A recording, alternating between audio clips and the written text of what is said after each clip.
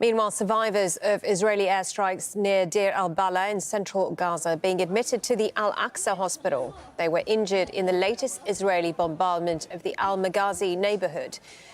Funeral prayers were held for those who succumbed to their injuries. Let's go to Hani Mahmoud, who's live for us in Rafah in southern Gaza. And Hani, as we outlined there, the strikes continue overnight and into this morning. Bring us up to date with the latest.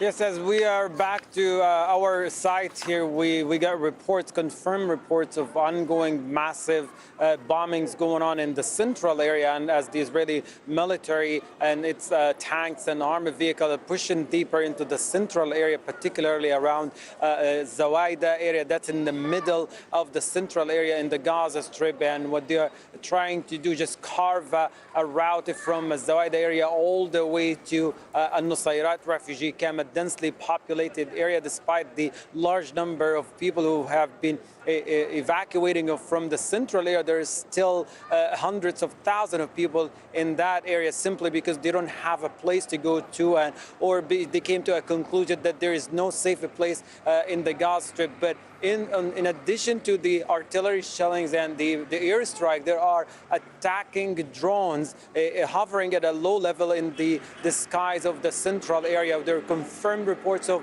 people arriving to al-Aqsa hospital. That's the only remaining health facility, semi-functional health facility in Deir al-Balah city, where they were shot at by these drone attacks. There's signs of being targeted through snipers as well. Confirmed by al-Aqsa hospital. The latest what we heard is just a person who was called by his name to come out of his house, and just within meters away from his house was targeted by these attacking drones that fired directly at his head and killed him.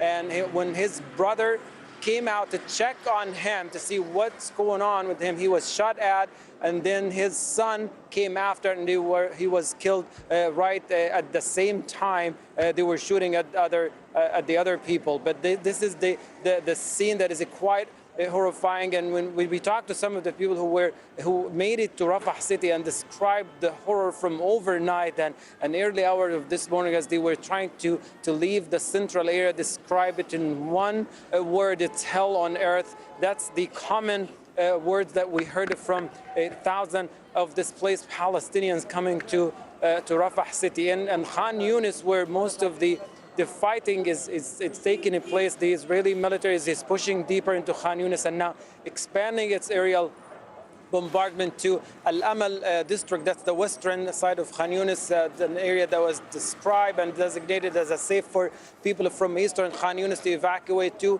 and also houses the Palestinian Red Crescent Society and its charitable health facilities, Al-Amal Hospital, that came under bombardment for the fourth time in less than 10 days, and what seems to be a systematic attacks on remaining health facilities in the city of Khan Yunis. The scene and the reports we're getting from the central area and Khan Yunis are very difficult to describe, and people are unable to describe the horror they have experienced within the past few days. But one stable fact that we know so far: thousands of people are fleeing the horror of this ongoing genocidal war. OK, Hani, such a difficult situation, such a difficult job that you are doing. We really appreciate your reporting. Hani Mahmoud there for us live in Rafah in southern Gaza. Meanwhile, Israel's Defense Minister Yoav Gallant has unveiled his proposal for Gaza once the war is finished.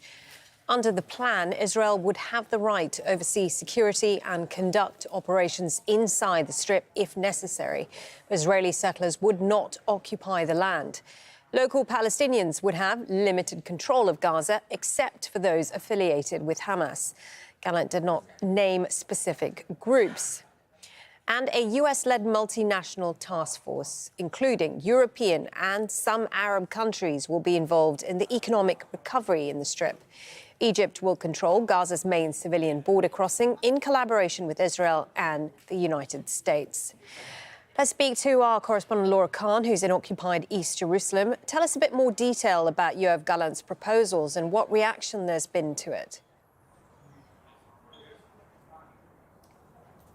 Well, this is the first official proposal set out by a top minister in Israel, and essentially spells out a four-pronged plan. The most important aspect of it for them is that Hamas will not rule the day after the war. Instead, there'll be a Palestinian entity. This is not going to be the Palestinian Authority, which is governing parts of the occupied West Bank, but it does put many stipulations there, that this international task force will come in. It will help rehabilitate and rebuild the Gaza Strip. Bear in mind, more than 70% of it has been completely destroyed.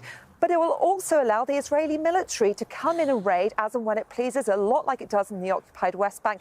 And it wants to maintain an air, sea and land blockade. So the day after the war could look a lot like the day before the war. Now, it's really important to mention this isn't Israeli policy. It's not come from any cabinet. This is just a proposed plan, but it was supposed to be discussed in a war and wider security cabinet meeting. However, ministers in that meeting reported to the press, on condition of anonymity, that it descended into chaos.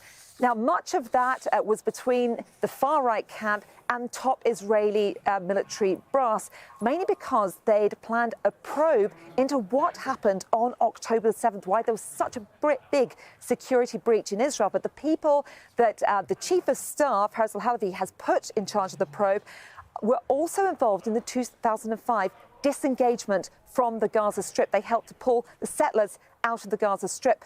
The far right were very annoyed with that. They said it shouldn't be happening during the war and started talking about disengagement. Others hit back and said this has nothing to do with disengagement. Now, Herzl Halevi has come forward with comments today saying what he meant is it's a probe into how the army conducts itself.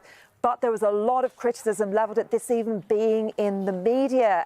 The opposition in Israel said this shouldn't have been leaked, especially that it's a security meeting and it's about the day later. This has caused not only criticism, but chaos and disunity inside the cabinet. Thank you for that, Laura Khan, there for us in occupied East Jerusalem. Now, Israeli forces have carried out airstrikes in towns in southern Lebanon. The army released this video showing